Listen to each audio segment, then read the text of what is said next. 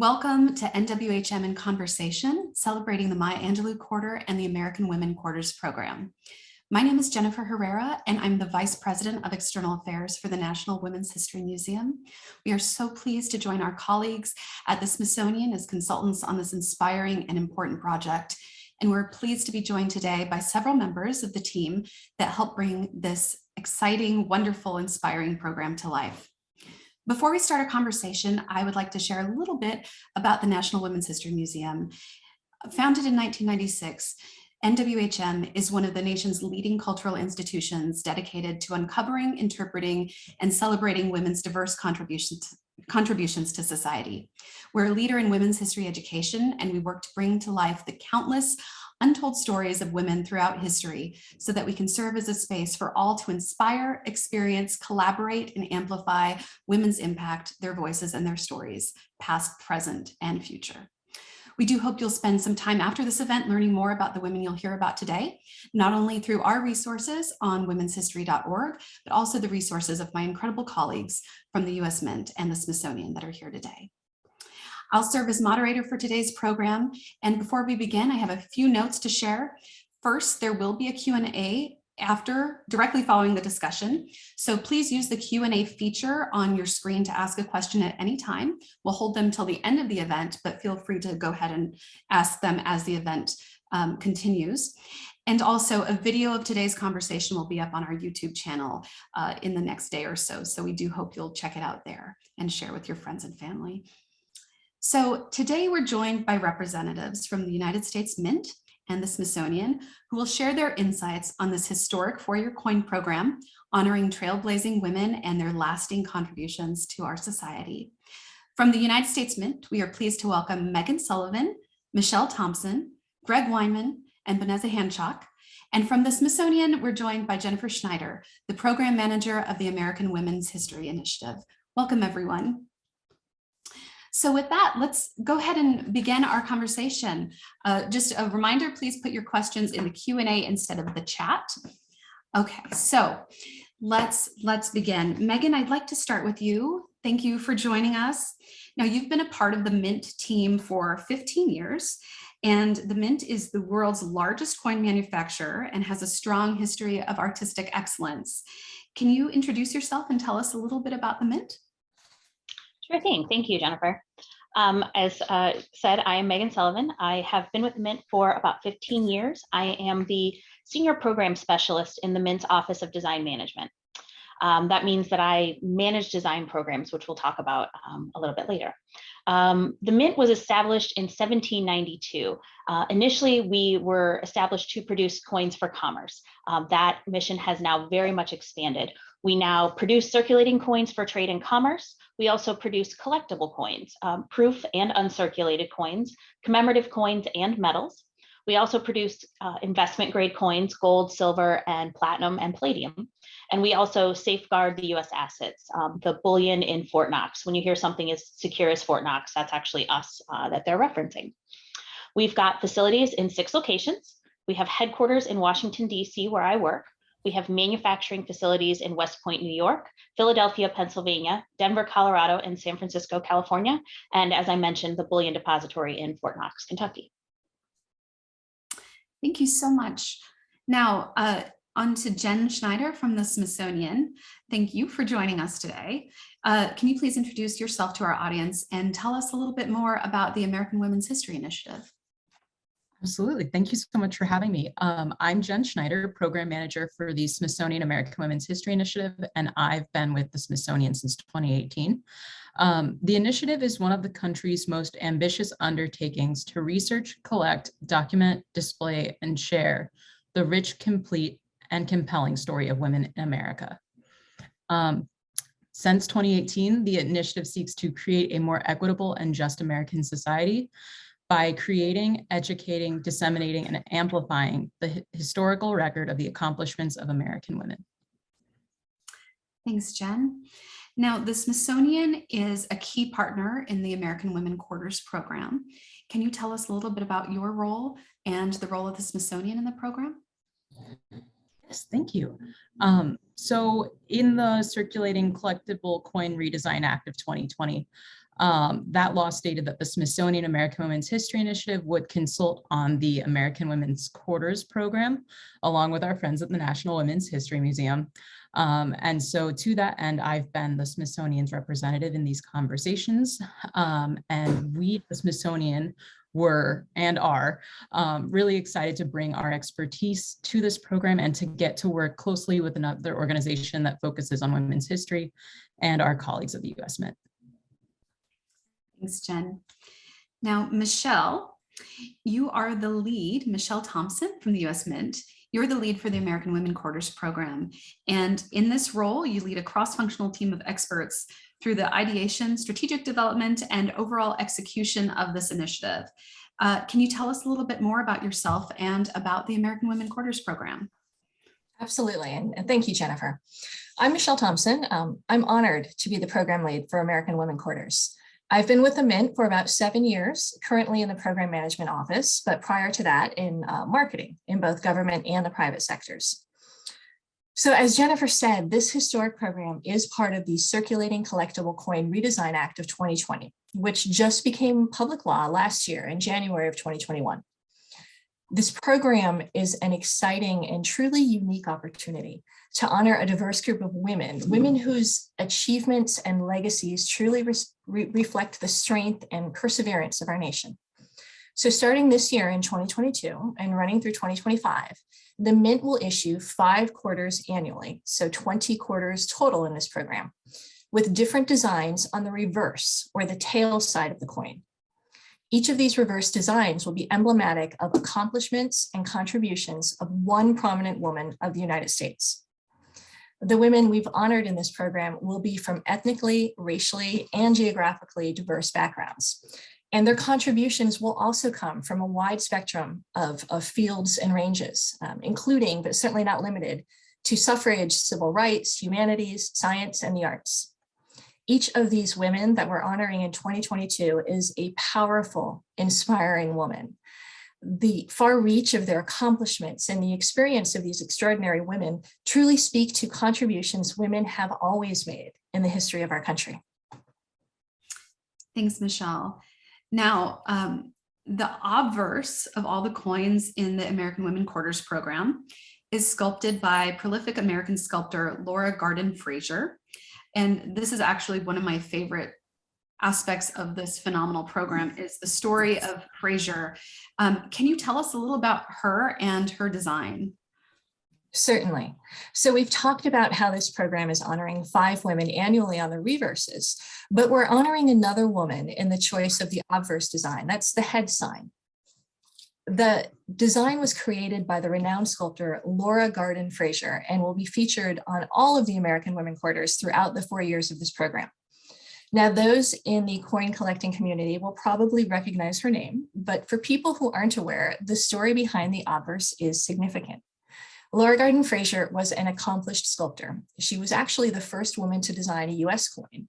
That was the Alabama Centennial $50 in 1921. She also designed numerous congressional gold medals, as well as medals for various other associations. She sculpted on a larger size scale as well, such as her Pegasus statue for Brookring Gardens, as well as 3 large relief panels for the US Military Academy at West Point. But back to her design, which will be featured on the obverse of the AWQs. The Fraser sculpt has a very unique history. In 1931, there was a competition to design the $quarter obverse, and this was to celebrate the bicentennial of George Washington's birth. She created a stunning design, and it was selected by both the Commission of Fine Arts as well as the Washington Bicentennial Commission. However, the Treasury Secretary at the time selected the John Flanagan design, which is the design we're all really familiar with. It has been on the quarter since 1932, is modified slightly, but that is what we're all accustomed to seeing on the head side of quarters through 2021. Laura Garden Fraser's design was eventually featured on a gold coin in 1999. This was a commemorative coin created to mark the bicentennial of Washington's death. A gold coin is beautiful, it's stunning, it's collected by numismatists, but to be frank, not all of us have gold coins. So honoring her by having her design as the obverse on the circulating quarter program is fitting. It's almost like we're getting the Fraser design where it was originally supposed to be. into the homes and hands of every American. Thank you so much. I love that story, and I apologize for my dog barking. Jen Schneider with the Smithsonian. So it's a challenging task, as we know, to select only 20 women to be honored in this program. Given the multitude of contributions that women have made to our nation, how did you begin this process? Great question. Well, to start, we had a lot of meetings as a group, right? The U.S. Mint team, the National Women's History Museum, and the Smithsonian American Women's History Initiative. And what happened was kind of through a public comment period, names of American women were submitted through an online portal. And then the experts at the Smithsonian and the National Women's History Museum helped vet those names and narrow the list of honorees to be shared with Treasury Secretary Janet Yellen.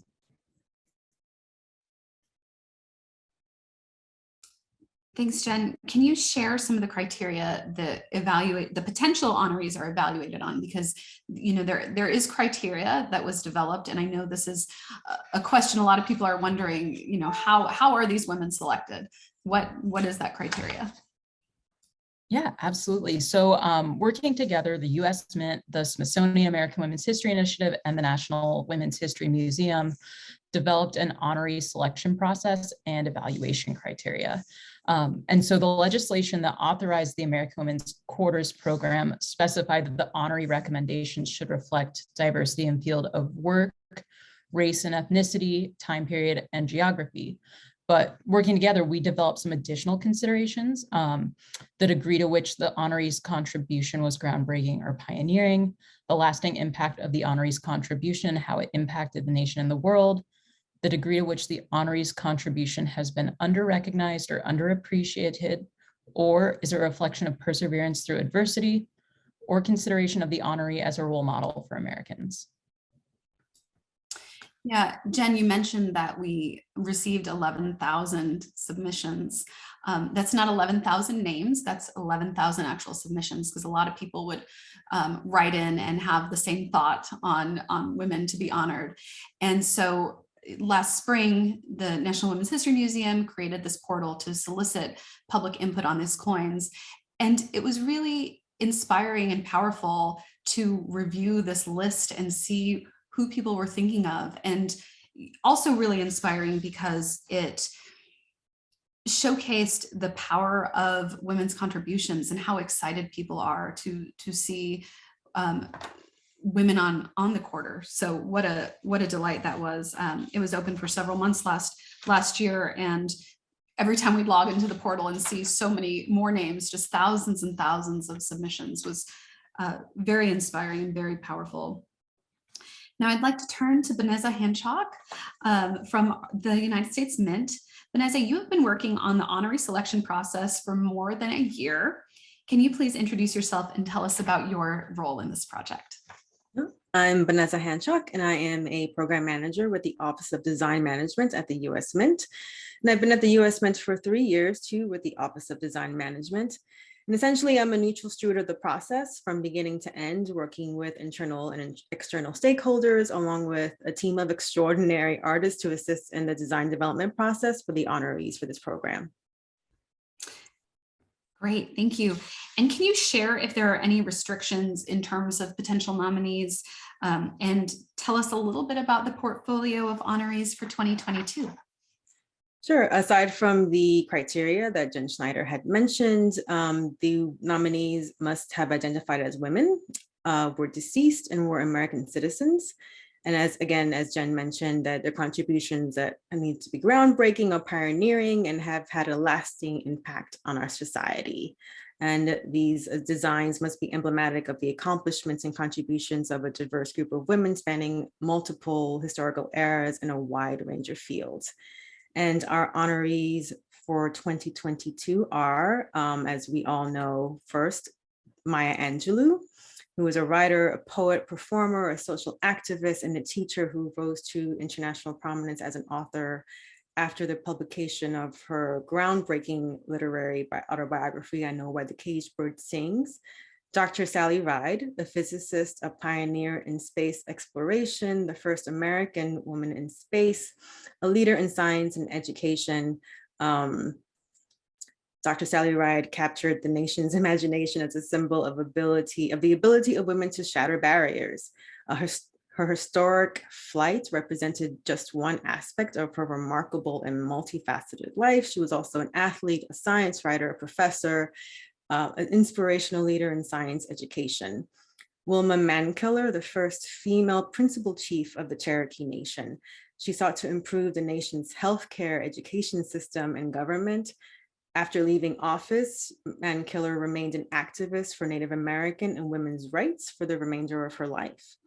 And Nina Otero-Warren, a leader in New Mexico's suffrage movement and the first female superintendent of Santa Fe Public Schools. She emphasized the necessity of utilizing the Spanish language in the suffrage fight to reach Hispanic women, and spearheaded the lobbying effort to ratify the 19th Amendment in New Mexico. And she strove to improve education for all New Mexicans, working especially to advance bicultural education, to preserve cultural practices among the state's Hispanic and Native American communities. And Anna May Wong, she was a trailblazing actress who left a lasting legacy for Asian American women in the entertainment industry. Her career spanned motion picture, television, and theater. She even started her own production company. She appeared in more than 60 films, including silent films, and one of the first made in Technicolor. She also appeared in productions on the London and New York stages. And throughout her career, she championed the need for increased representation and more multidimensional roles for Asian American actors. Thanks so much, Vanessa. Appreciate that. Now turning to Greg Weinman from the Mint Office of the Chief Counsel. Greg, you've advised the Mint on the implementation of legislation authorizing the American Women Quarters coin program. Can you please tell us a little bit more about the implementation process, which I find so fascinating, very, very interesting. So please, Greg. Good afternoon, Jen. Thank you so much.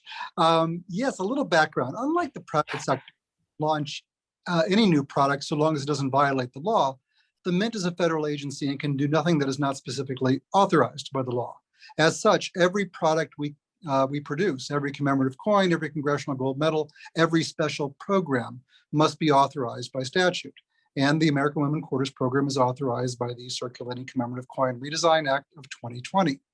This bill actually authorizes 3 significant programs over the next 9 years. The American Women Quarters program for the next 4 years. We're going to be doing a semi-quincentennial program. That's the 250th anniversary of the country in 2026, and a sports program starting in 2027. Now, sometimes Congress is very prescriptive about how it authorizes a program. By contrast, the CCCRA was drafted to provide the Mint significant latitude to implement the American Women Quarters program. Now, that can be both a blessing and a challenge. On the one hand, wonderful flexibility for the Mint to design a program to advance the legislative objectives and the Mint's organizational objectives. This is a fabulous opportunity to introduce a new generation to numismatics, coin collecting. It's an opening to honor and present 20 extraordinary American women to the nation and the world. On the other hand, what a challenge to narrow to just 20 women to feature with such an incredibly high honor. And as a federal agency, the list must neither be arbitrary nor capricious, and it must be based on a fair selection process that inspires confidence in the final result.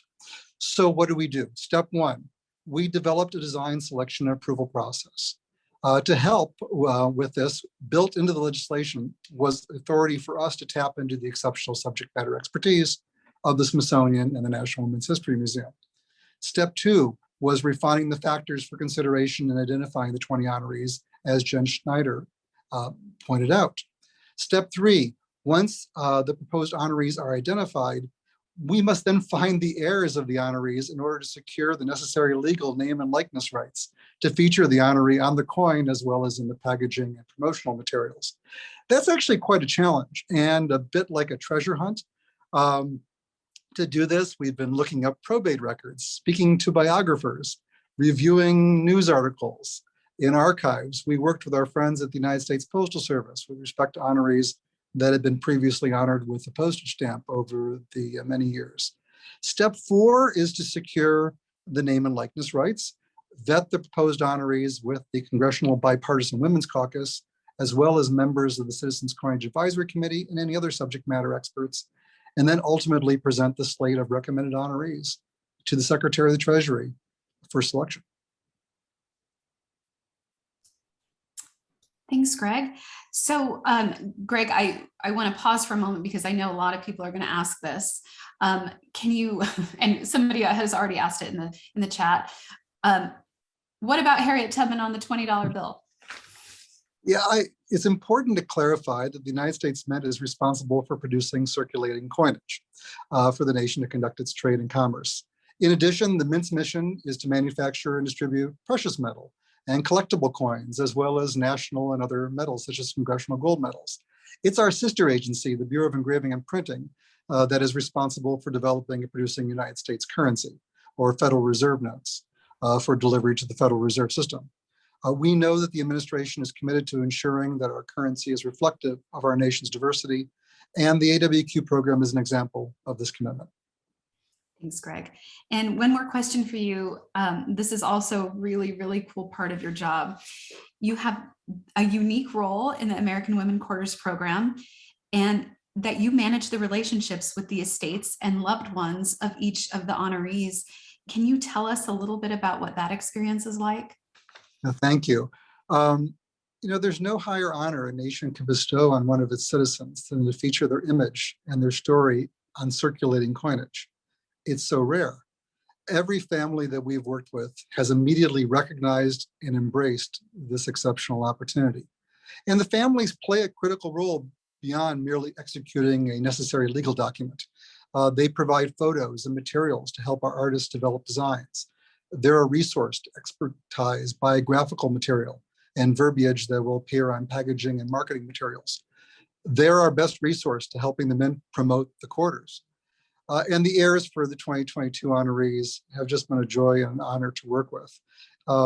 It is truly one of the highlights of my job to be able to reach out to an heir and say, the United States Mint and the federal government would like to feature your mother, your grandmother, your aunt on a coin. And the folks we've worked with have been wonderful. Dr. Sally Ride's partner, Tam O'Shaughnessy, Wilma Mankiller's husband, Charlie Snow, and her close friend, Christina Keel, the entire Otero-Warren family, Anna Mae Wong's niece, Anna Wong, who's been so helpful in working with the Mint as we honor her namesake, and Maya Angelou's late son, Guy Johnson, who was wonderful to work with.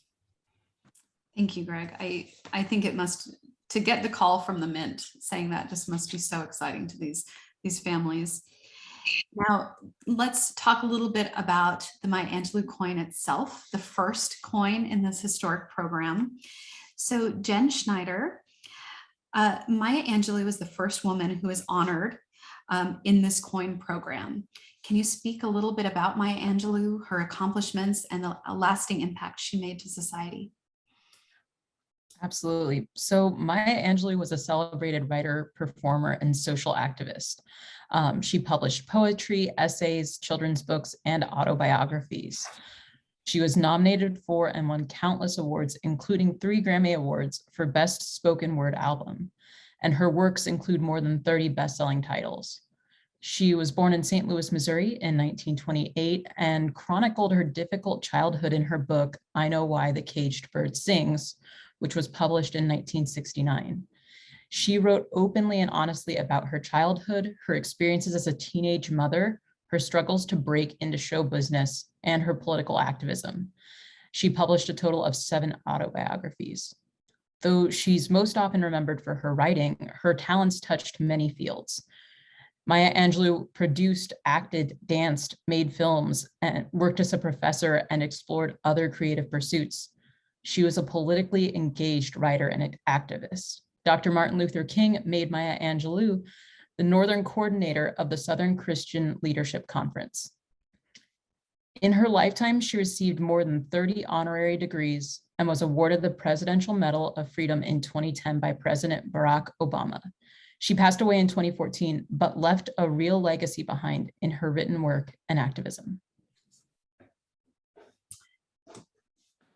Thank you, Jen. And I just want to pause and also say, if you want to tweet about the quarters, you can use the hashtag, which is #HerQuarter. So that's kind of the hashtag we're using for this program.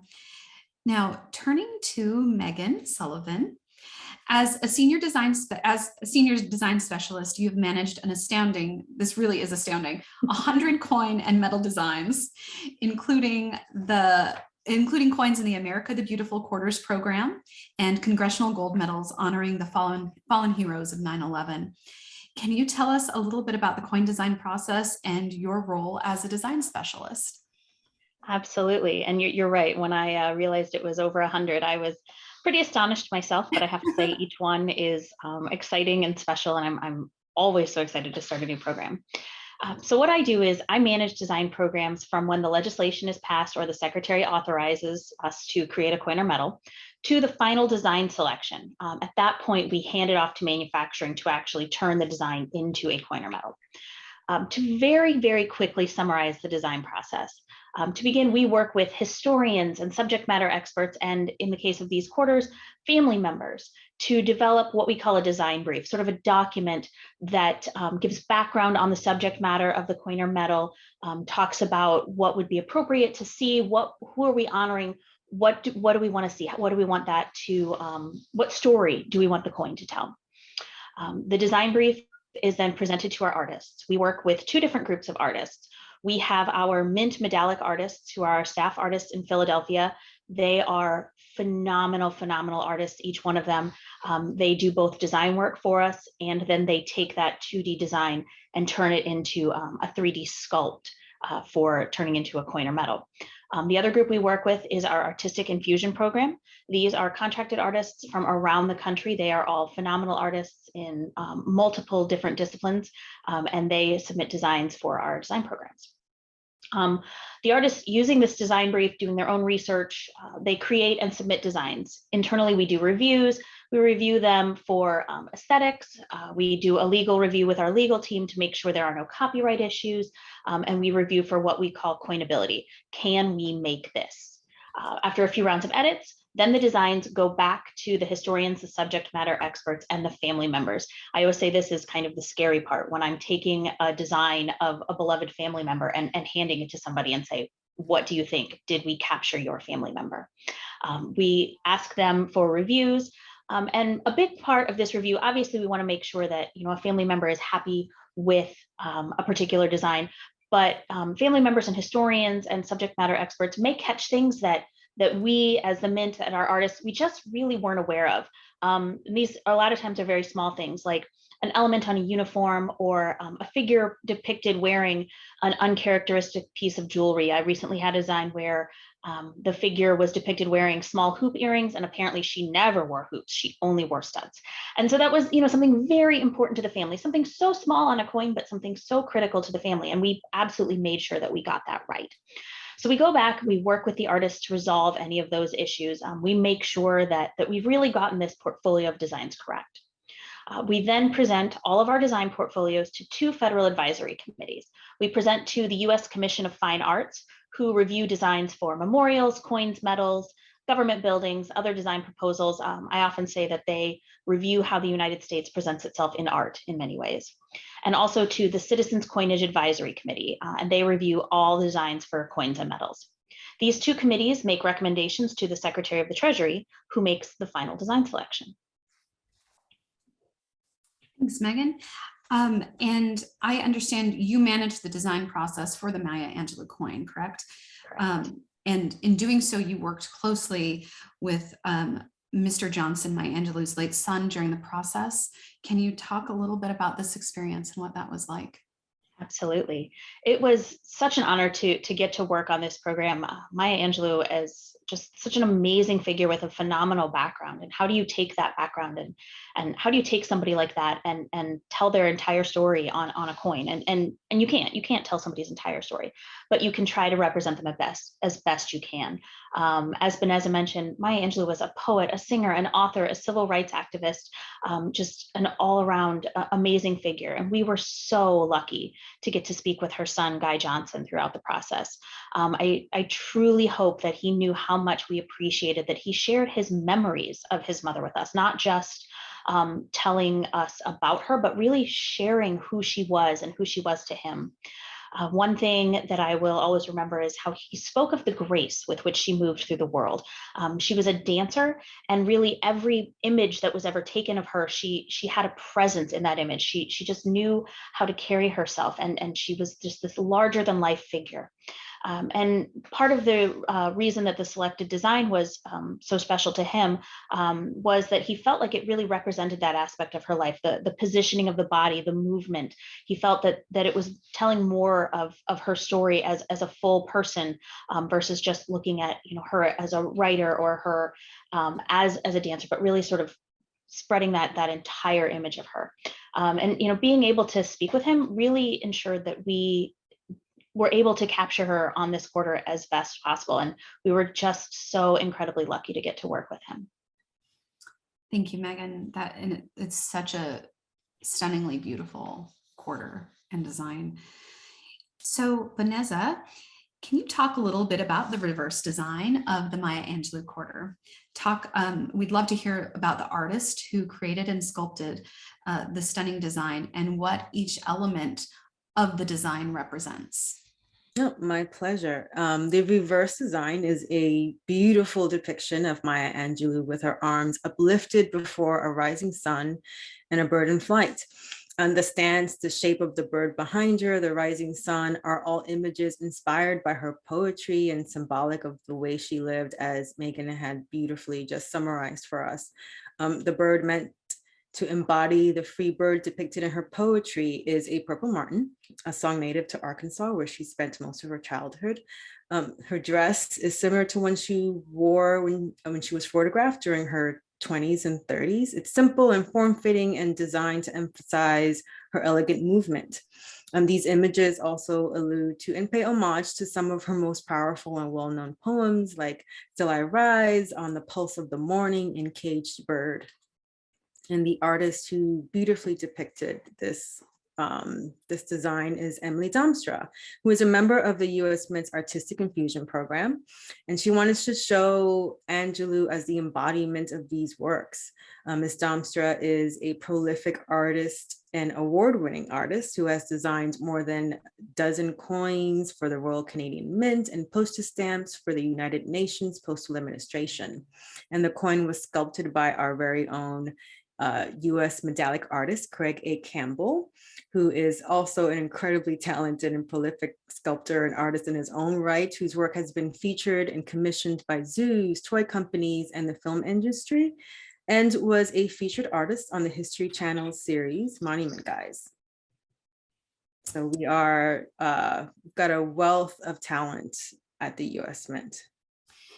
I'm going to put in the chat a link to an article that we published in our museum magazine about the program, and it shows the designs, and it talks about the artists in their, well, the artists actually talk about the designs in their own words.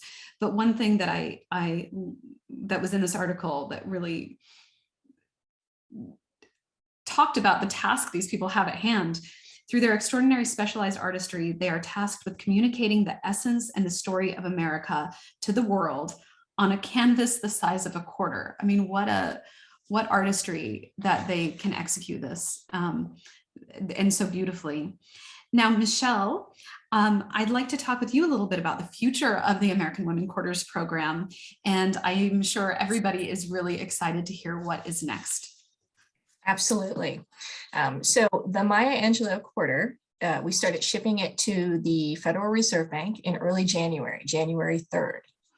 The second quarter of 2022 honors Dr. Sally Ride. And as some of our previous speakers have said, she was a physicist, an astronaut, inspirational leader in science education.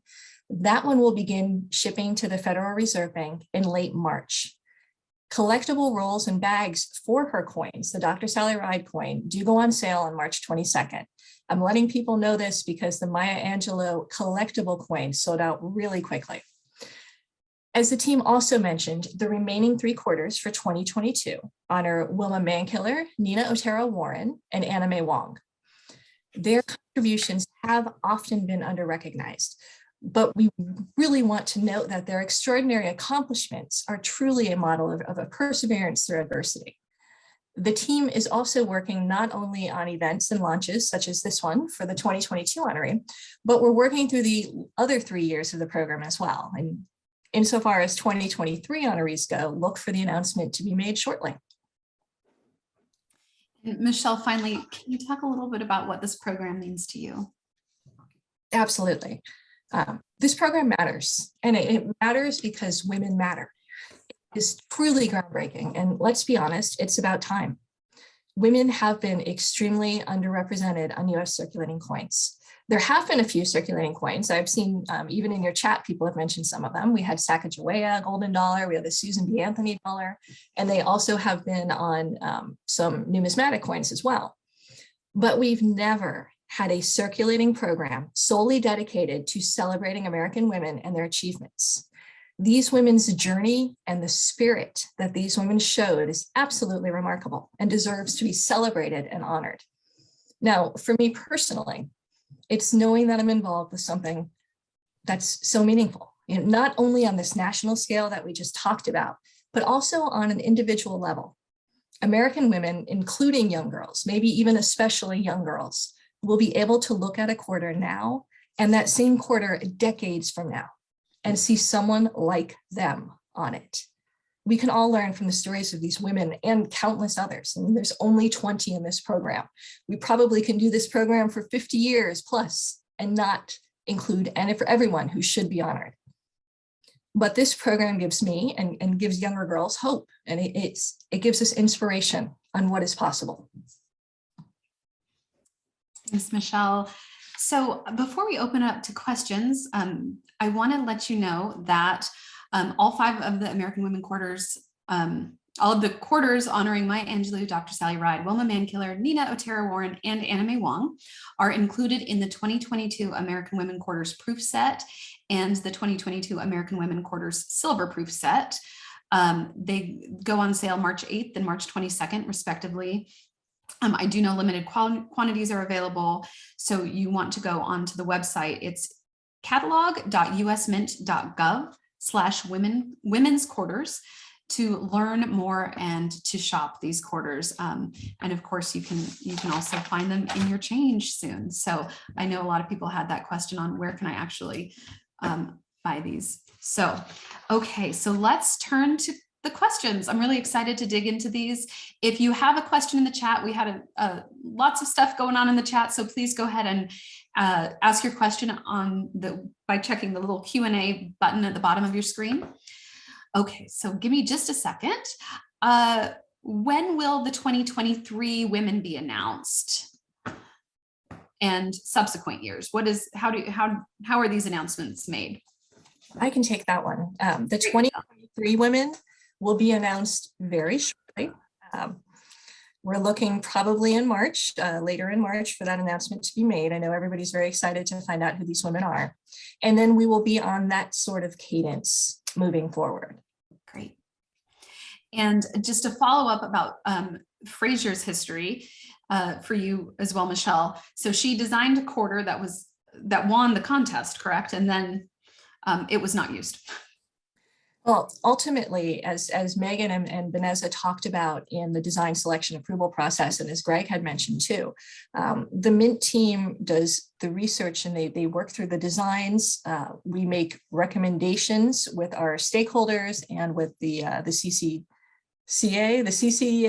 sorry, Megan, the CCAC and the CFA. But ultimately, that selection, it is that of the Secretary of the Treasury. Right, thank you. So bear with me. I'm just trying to see these questions. Oh, when is the Anna Mae Wong coin coming out? That is going to be the last coin released this year. So that will be in circulation, I believe, in the October time period. Great. I'm sorry, there were lots of questions here. Can we request this first quarter at a bank?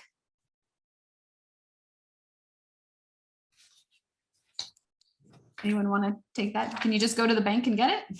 Sure, I can answer that. You should be able to. They are in circulation. They have been shipped out, and I do actually have a list here, if I can find it, of the number of states that have actually received it. They have been, they are in most states now, so you should be able to find them soon and find them at your banks now. And we've shipped over 323 million of the Maya Angelou Quarters to date. Say that number one more time, Michelle. 323 million. Wow, that's phenomenal. Were the interviews of the families recorded? As a historian, these family memories are also important oral histories that are part of American history. Will any of these interviews be made public? Or discussions with family members, I should say. This is Greg. I'm embarrassed to say that I don't think we thought about that. I mean, in my initial conversations with them, it's only my own memory with them. I think it's a wonderful idea, and it's something that we haven't done. Maybe it's something that we can internally talk about. Thank you so much. Okay, I'm sorry, I'm going through the Q&A, a lot of questions about how they can purchase them. So I think it's in the chat, the link to actually purchase them. Will any more Maya Angelou collectible coins be made? Oh, here's a great question.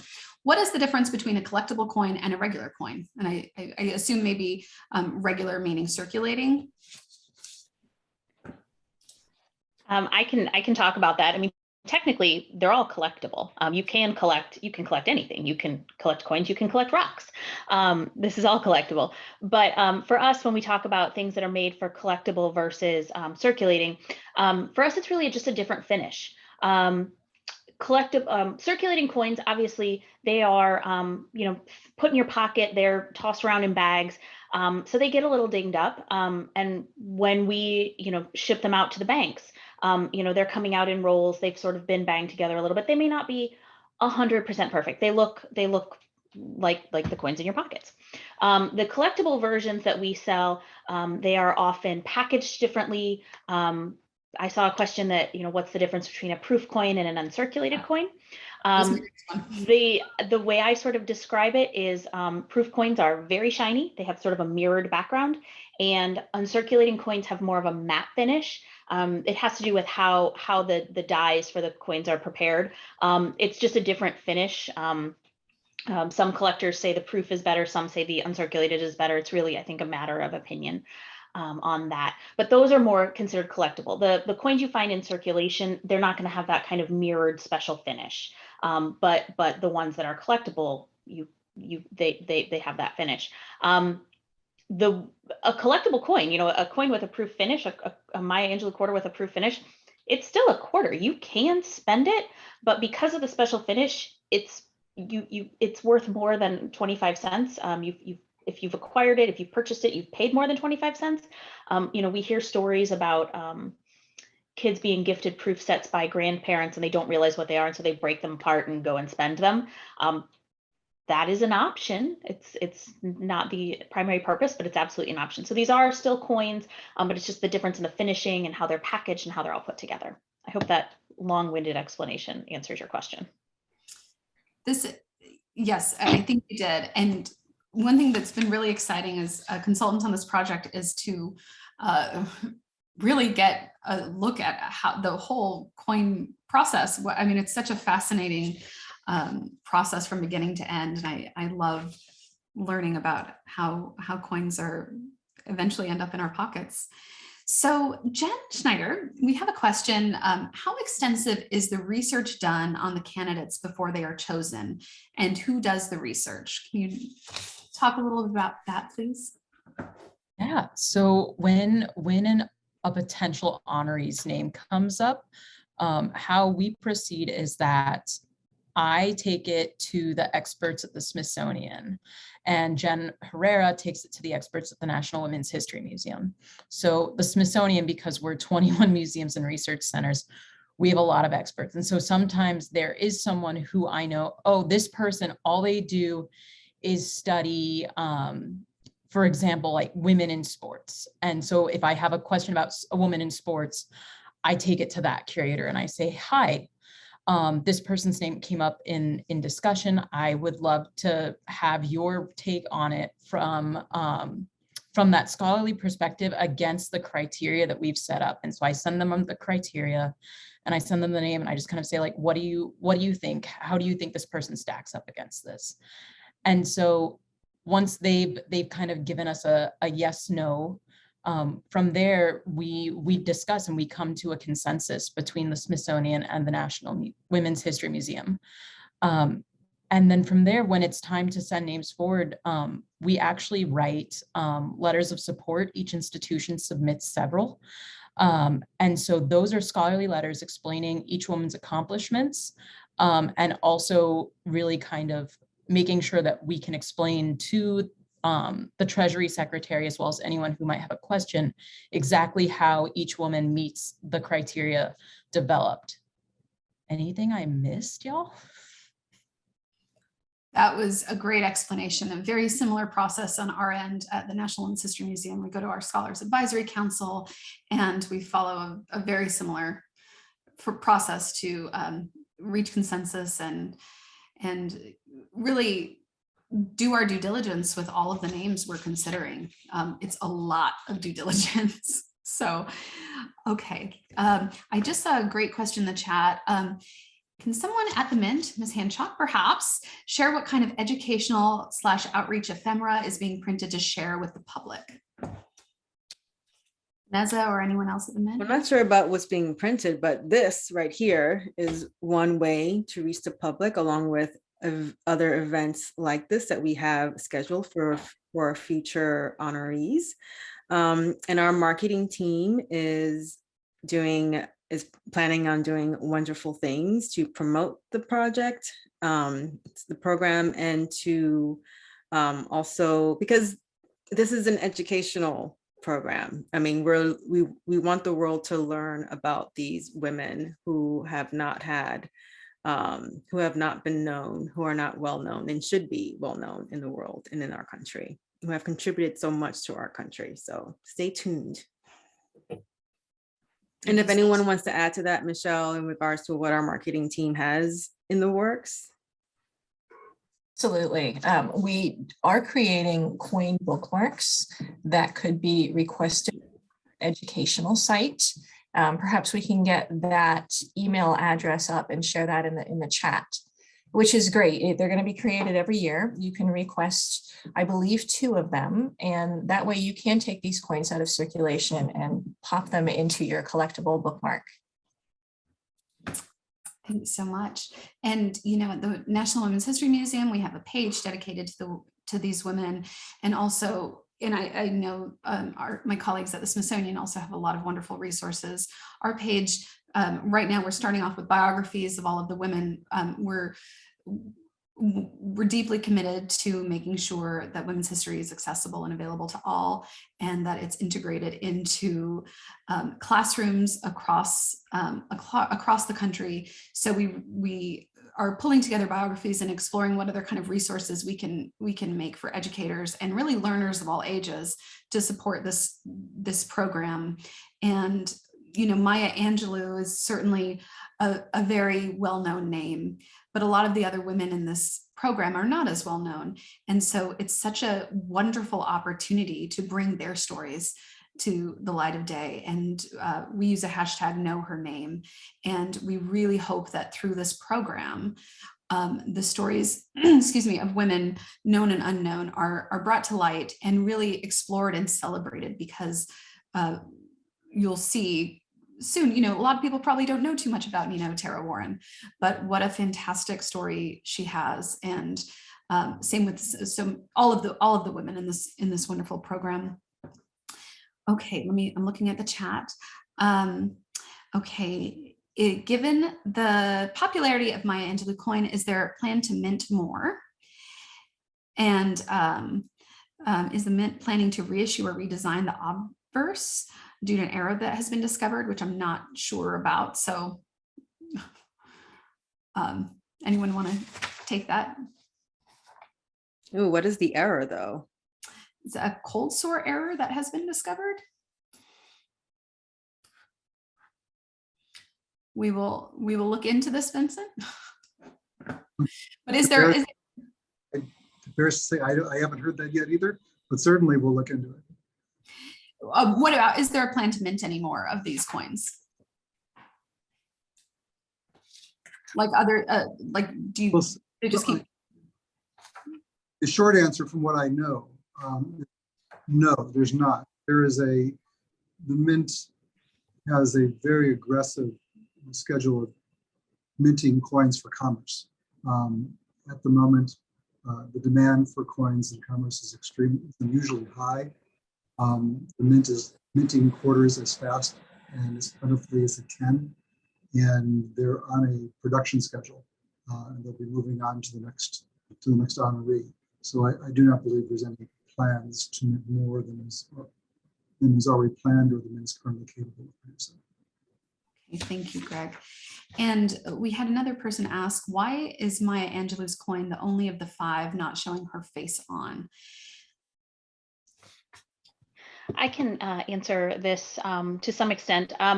We put forward a portfolio of designs for each of these women. So there were a number of different designs, some more close up, some further back.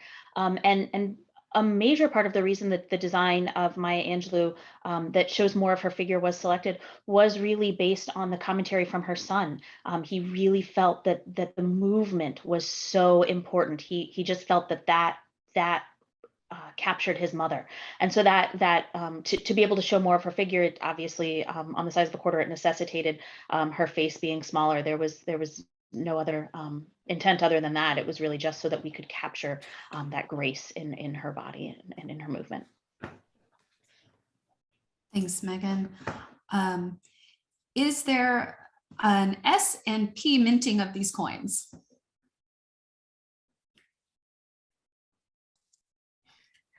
So they will be minted in Denver and Philadelphia for the circulating.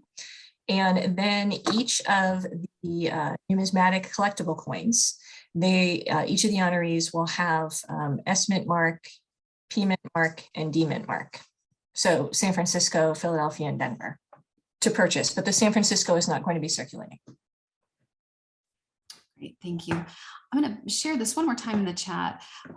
This is a link to an article that the Mint wrote for us, for our magazine, about the program, but it really digs into the design, and you hear directly from the designers and the sculptors who have, it seems, an impossible task to do, and they execute it so beautifully. So I hope you'll check that out. To all of my colleagues and the panelists here today, thank you so much for your time and for your contributions to this program. It is such an honor to work with you on this very, very important program. And I'm speaking personally for myself, but also on behalf of the National Women's History Museum.